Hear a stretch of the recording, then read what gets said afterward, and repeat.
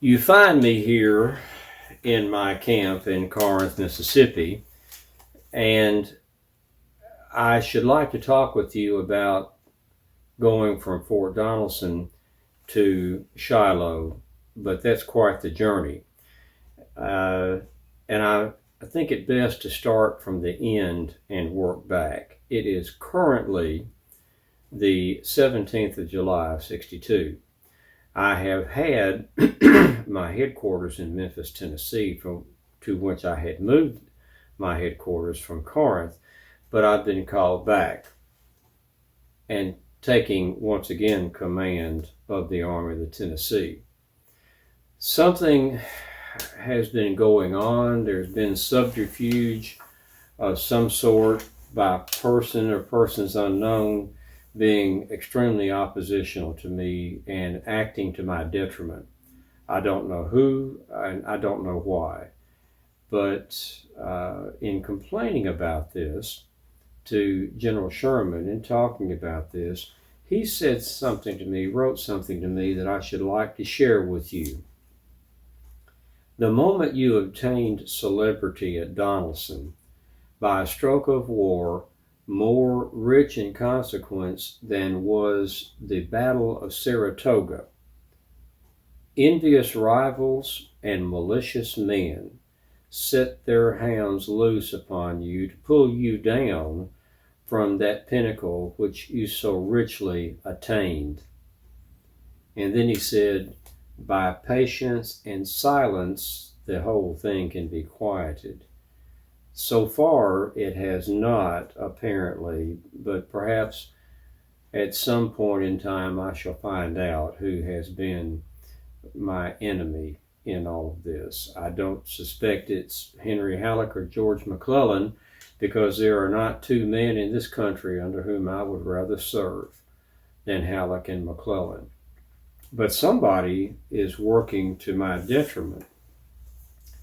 But I had asked General Halleck to move my command headquarters from Corinth to Memphis, Tennessee. And I did so because he had taken my command from me.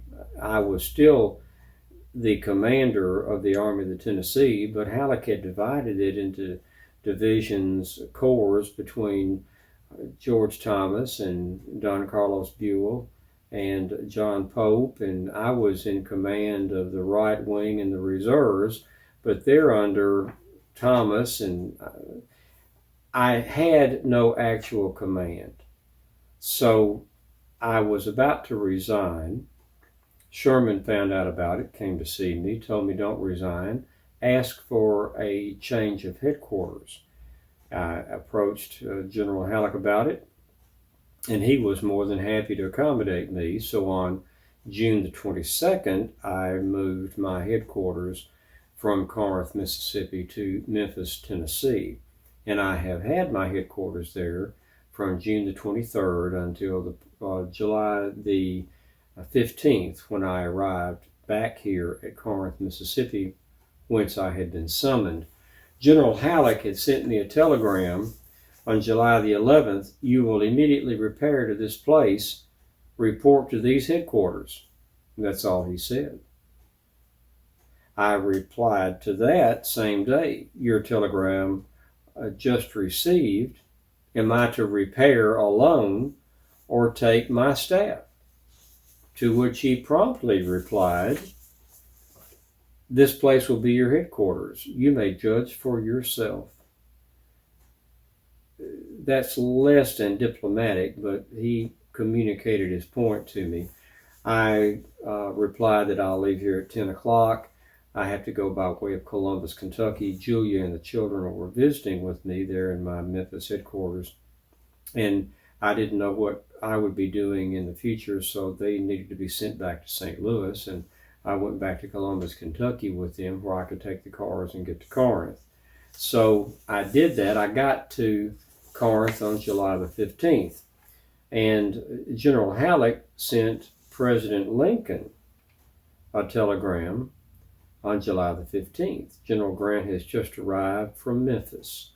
I am in communication with General Buell and Governor Johnson in Tennessee to leave Thursday morning the 17th. And he left this morning, July 17th. Now, let me go back to the Battle of Fort Donelson. Donelson was surrendered to me on February the 16th. And Secretary of War Stanton, I understand, gave that news to President Lincoln that night, near midnight. President Lincoln promptly wrote, much to my gratification, a recommendation for my promotion to Major General of Volunteers. Submitted it on February 17th, and the Senate approved it February the 19th. So, as of February the 19th, I am the second highest ranking officer in the Army in the Western Theater. I'm second in rank only to Henry Halleck.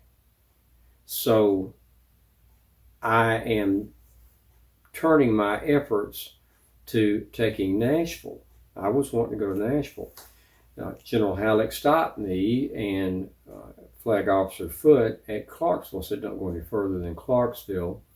He had General Don Carlos Buell with the Army of the Ohio coming from the east to go into Nashville, and apparently he wanted Buell to take Nashville. Buell was not in a hurry to do so. I sent William Nelson, when he had come to reinforce me on the 24th. I didn't need him any longer. I sent him on to Nashville. He got to Nashville on the 25th of February, and they surrendered to him. This upset General Buell because he wanted them to surrender to him, and in fact made the mayor and board of aldermen row across the Cumberland River to Edgewater, Tennessee, and surrender to Buell on the east side of the Cumberland River, which was in Buell's military district, not mine. And during this time, apparently, General Halleck, from this time being from February the 17th until now, February the 28th, when I got back to Nashville from a trip I made from Clarksville. And I had told General Cullum, George Cullum, Halleck's chief of staff, that I was going to go to Nashville unless I got orders not to. I did not. I went and was there the 27th, met with Buell, came back into Clarksville on the 28th. And on the 1st of March, General Halleck sent orders to me to take an expedition up the Tennessee River to Jackson, Tennessee, Humboldt, Tennessee, or to Corinth, Mississippi, keeping in mind the railroad bridge there near Iuka. And I didn't get those orders.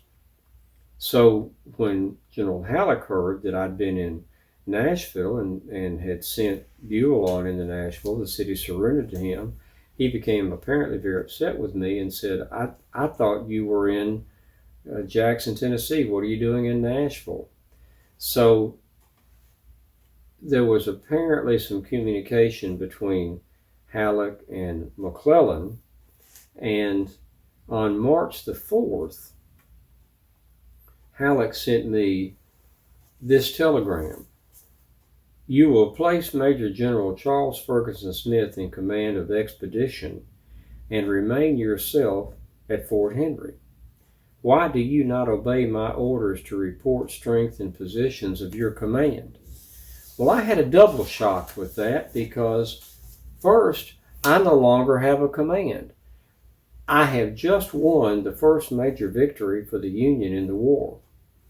I am on every newspaper headline across the country and enjoying something of some accolades. I've been promoted to the second highest ranking officer in the department under General Halleck, and he suddenly and abruptly removes me from command and sends my army on up the Tennessee River, and I'm to stay for an indefinite period of time in Fort Henry. Well, I went to Fort Henry, stayed on my boat there, virtually under arrest. They didn't bother to put any guards on me. And I'm waiting to hear. I went ahead and sent Smith on up the Tennessee River toward Corinth, Mississippi, Savannah, Tennessee, actually. And on the 5th, the next day after I was relieved of my command, on the 5th of March, I wrote a request to General Halleck to be relieved of command.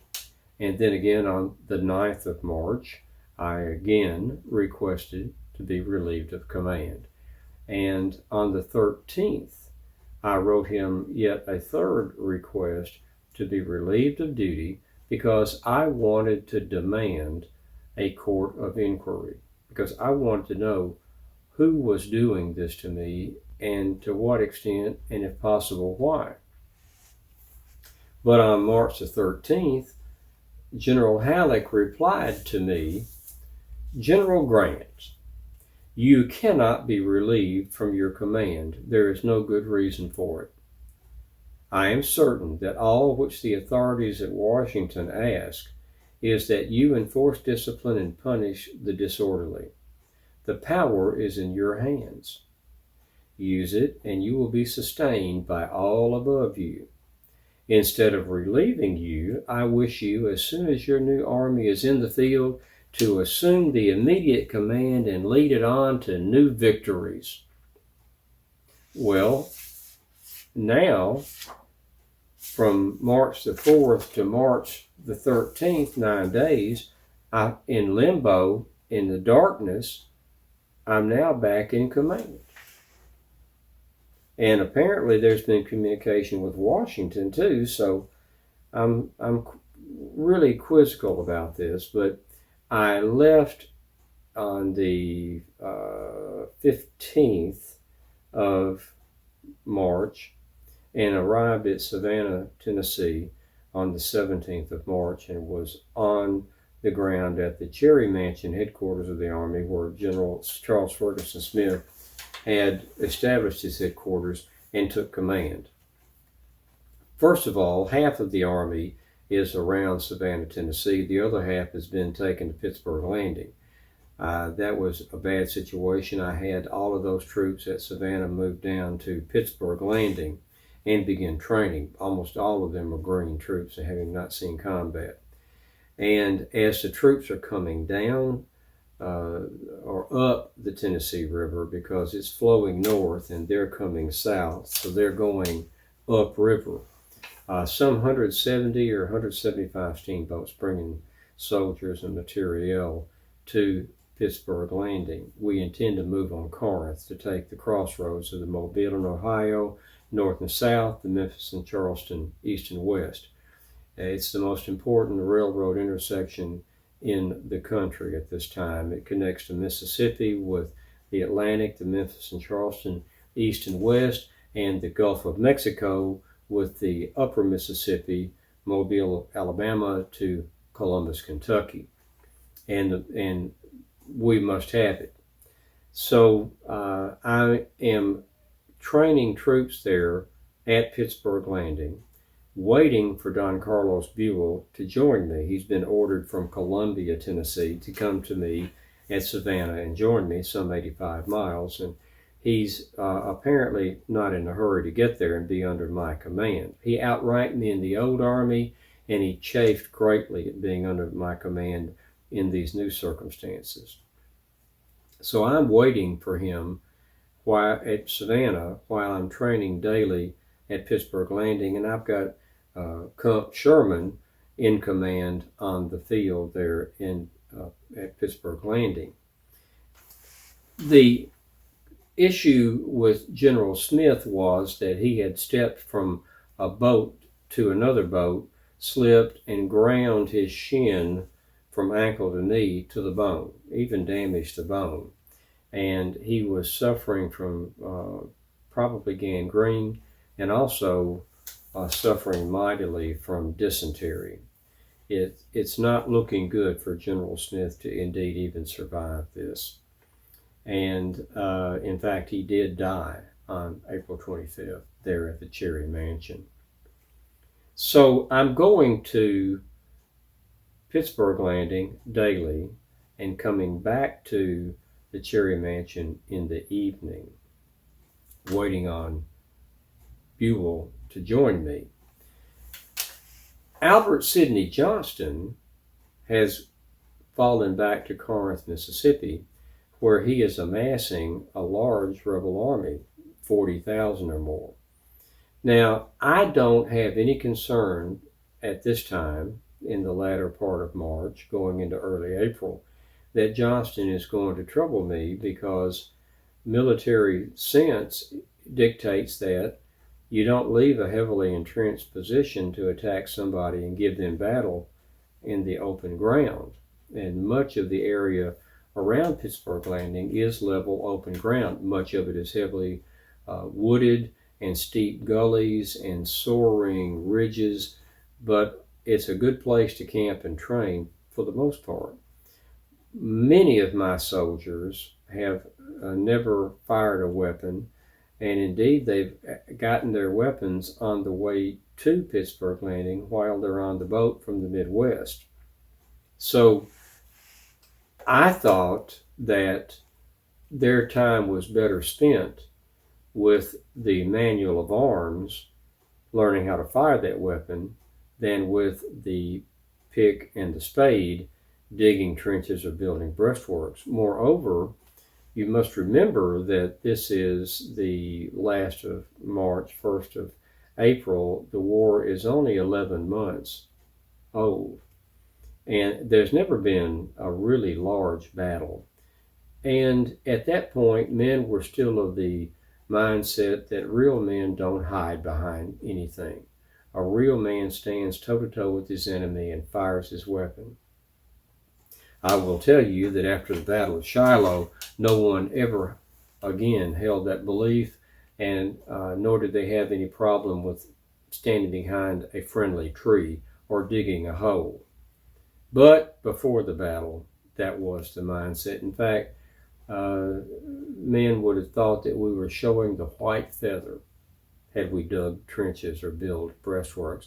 My engineer, Lieutenant Colonel James B. McPherson, said that because of the terrain, that trenches and breastworks would have to be close to the river and behind most of the army, out camped away from the river as far out as the old Shiloh log meeting house, some 2.5 or 3 miles from the river. Sherman had his headquarters there. So I opted not to dig trenches or build breastworks for those reasons. And it also should be remembered that General Halleck had given strict directions: do not bring on an engagement.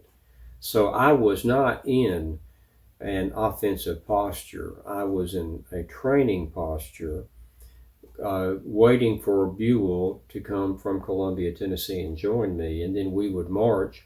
I had about 37,000 men. He was bringing some 40,000 men. And when you have Bull Nelson's 5,500 or so and Lew Wallace's 5,500 or so, we were going to have an army of about 75,000 men to march that 20 miles to Corinth. And I had the comfort of knowing that Albert Sidney Johnston would not hit us in the open. As it turns out, General Johnston had a different agenda than I did. He didn't want to wait until I had 75,000 men. He decided to hit me with his 40 some odd thousand. Numbers went from 41 to 44,000, and he was going to hit my 37,000 before we were double in numbers, and decided to hit me. Now, I had been going to Pittsburgh Landing every day to return at night. And on the 4th, on Friday night, the 4th of April, in a driving, blinding rainstorm, it's been raining for a week, I got word that there was a rebel force possibly attacking along Sherman's front, and I returned back to the landing and rode out to Sherman's camp. Well, Sherman and McPherson met my party and said there's nothing to it. And I returned to go back to the landing, to go the 8 or so miles downriver north of Pittsburgh Landing to the Cherry Mansion. It was so dark you could not see your hand in front of your face, and I had to trust my horse. I was riding Fox at the time, a good horse, and he lost his footing and fell on me. And it caught my left thigh and leg completely under the body of the horse. And my surgeon said that if it hadn't been so soft and muddy from a week of rain, that it would have crushed my left leg and probably would have been a fatal injury.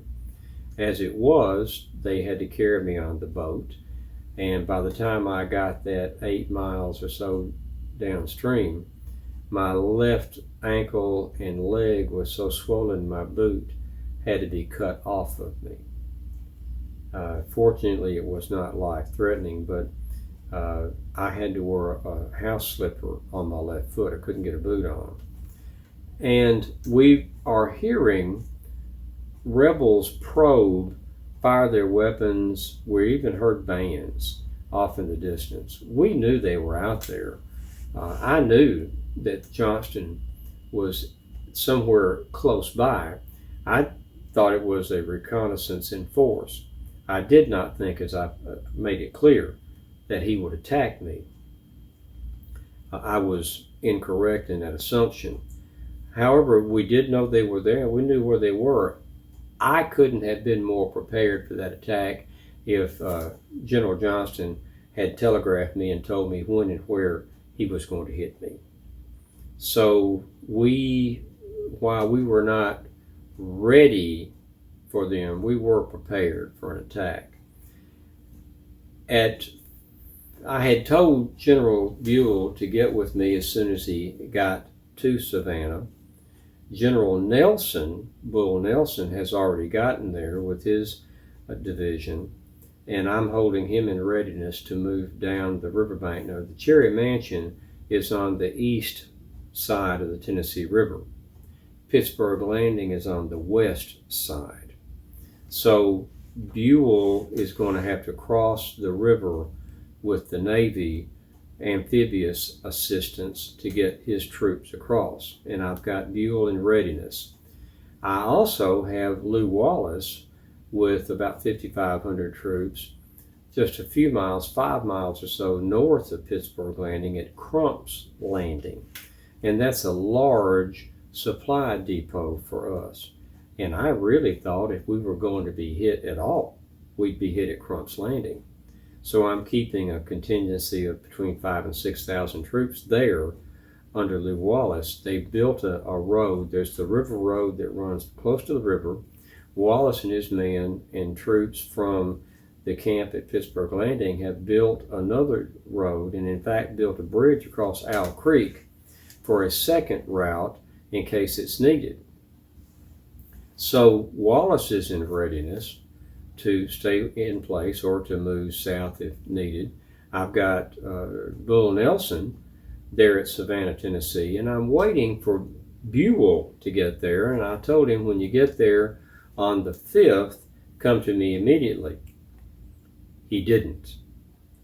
He got to Savannah on the evening of the 5th, but did not deign to come calling on me. So I stayed there. The morning of the 6th, I had to get my crutch. I hobbled downstairs and was having breakfast with my staff there in the dining room of the Cherry Mansion. And we heard the artillery at about 6:30 in the morning. And one of my staff members, I believe it was Colonel Webster, looked at me and said, "General, that sounds like artillery, and a lot of it."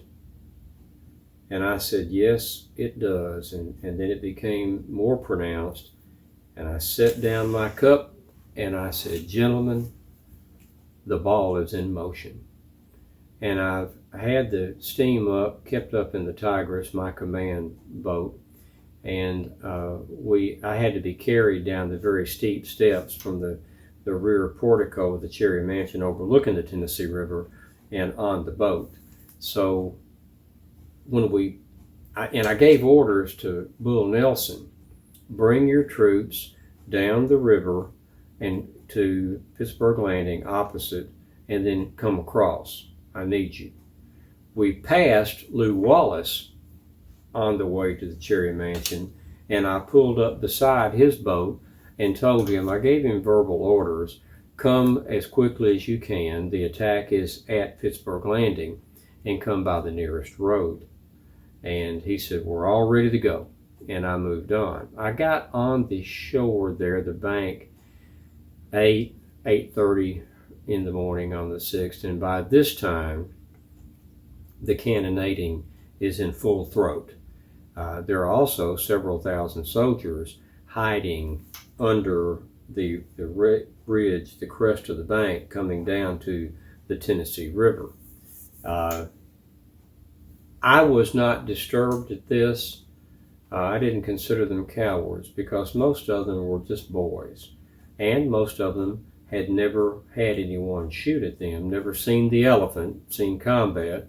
And I thought, when you get over being scared, you'll come back. You'll be the good soldier that you're trained to be, that you want to be.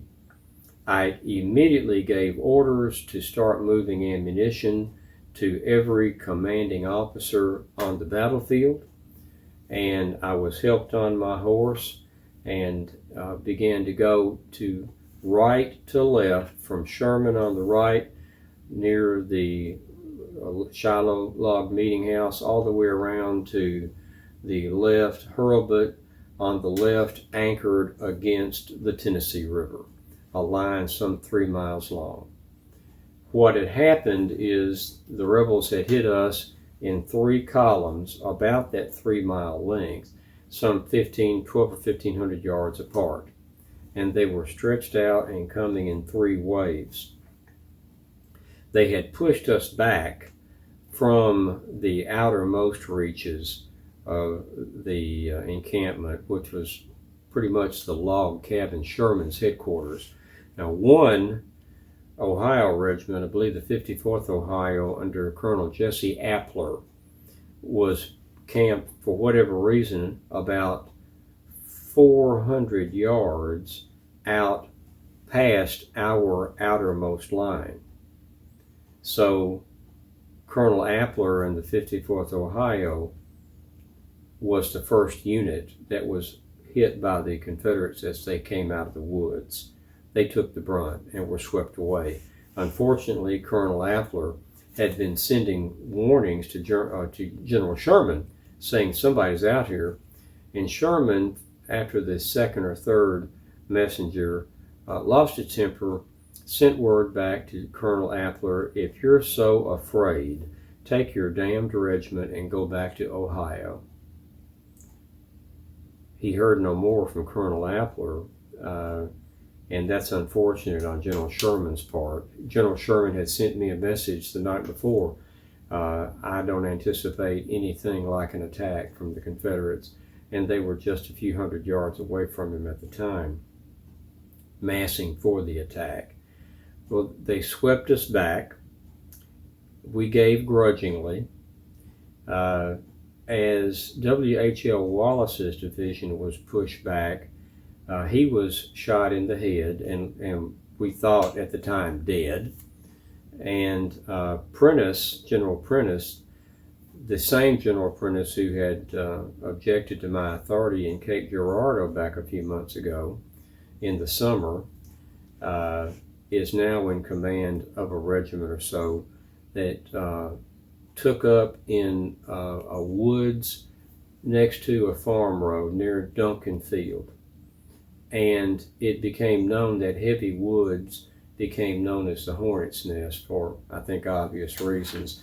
I think the reports are, the word is that the rebels made something like 11 charges against the Hornet's Nest before they finally took it in, somewhere around 4 o'clock in the afternoon, 5 o'clock. I was there close to 5 o'clock, and General Prentice did not despair of surrender, but finally the rebels got around him, flanked him, and he surrendered some 2,500 men.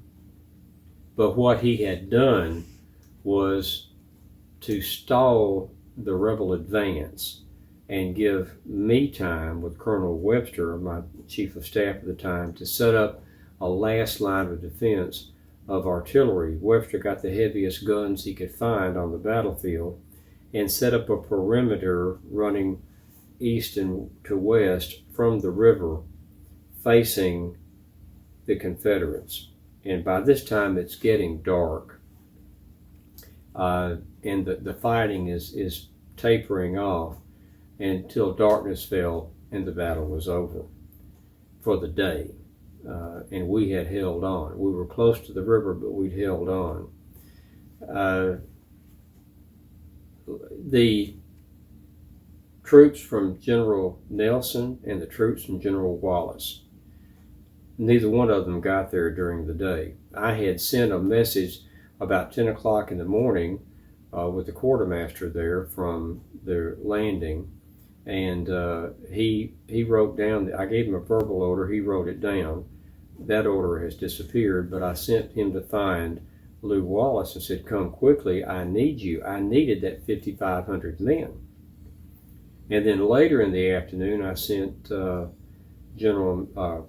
at that time, Lieutenant Colonel McPherson, and I believe Lago, my assistant aide-de-camp, to find Wallace, and they found him not far away. He had marched and counter-marched and marched and counter-marched. He got to the battlefield about 5:30 or so after the fight for the day was over. And even though he'd marched some 15 miles, he estimates, he came into the battlefield only 3 miles from where he was when I gave him orders, come as quickly as you can. General Nelson didn't get into the fight that day. He waited at Savannah 6 hours before he marched that few miles, 7 or 8 miles south along the riverbank to cross over to get into the fight. So it was the end of the day. In fact, he only got 3 regiments across the river before the fighting got too dark to see and the fighting ended. Despite claims that General Buell has made that he saved the Army of the Tennessee, the casualties suffered by the Army of the Ohio on April the 6th were 2 killed and 1 wounded from the 36th Indiana. The other 2 regiments had no killed or wounded. So the Army of the Ohio had 2 dead and 1 wounded on the first day. The Army of the Tennessee had suffered 7,000 killed and wounded on the first day. We had secured the day by the end of the fighting, by the end when darkness fell.